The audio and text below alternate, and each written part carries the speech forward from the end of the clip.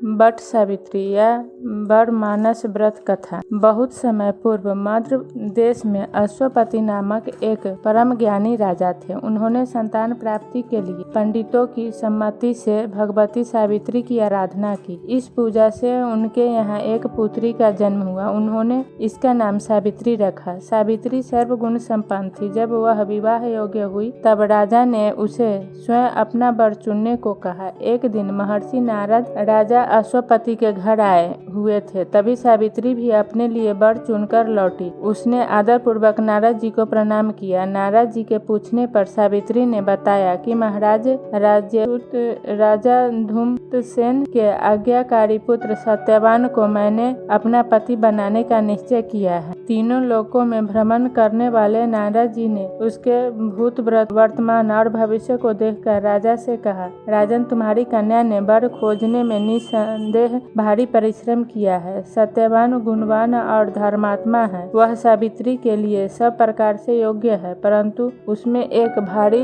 दोष है। वह अल्पायु है और 1 वर्ष के पश्चात वह मृत्यु को प्राप्त होगा। नारद जी के वचन सुनकर राजा ने पुत्री को कोई अन्य वर खोजने की सलाह दी, परंतु सावित्री ने दृढ़ता पूर्वक कहा कि जिसे मैंने एक बार मन से पति स्वीकार कर लिया है, वह अब चाहे जैसा भी है वही मेरा पति होगा। सावित्री के ऐसे दृढ़ वचन सुनकर राजा अश्वपति ने उसका विवाह सत्यवान के साथ कर दिया। सावित्री अपने पति और अंधे सास ससुर की सेवा करती हुई सुख पूर्वक वन में रहने लगी। नारद जी के कथनानुसार जब उसके पति के जीवन के 3 दिन बचे तभी से वह उपवास करने लगी। तीसरे दिन उसने पितरों का पूजन किया। तत्पश्चात वह सत्यवान के साथ वन में जाने की तैयार हुई। इसके लिए उसने सास ससुर से आज्ञा प्राप्त कर ली। सत्यवान लकड़ी काटने के लिए एक वृक्ष पर चढ़ा, परंतु शीघ्र ही सिर में पीड़ा होने के कारण नीचे उतर आया और सावित्री की गोद में सिर रखकर लेट गया। तभी सावित्री ने यमराज और उसके दूतों को सत्यवान का जीव निकालकर ले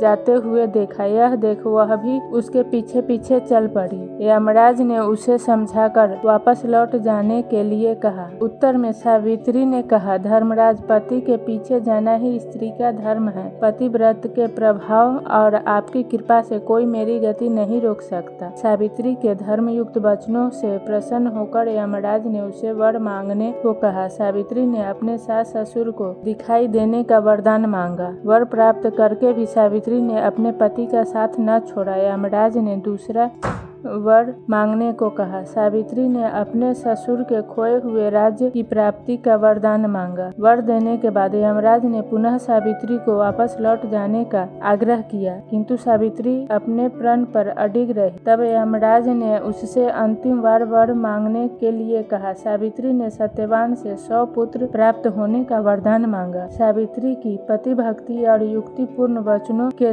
बंधन में बंधे यमराज ने सत्यवान के जीव को से मुक्त कर दिया। सावित्री को वर देकर यमराज अंतर्ध्यान हो गए और वह लौटकर वट वृक्ष के नीचे आई। सत्यवान के मृत शरीर में पुनः जीवन का संचार हो गया था। इस प्रकार सावित्री ने अपने पतिव्रत धर्म का पालन करके अपने ससुर कुल एवं पितृकुल दोनों का कल्याण कर दिया।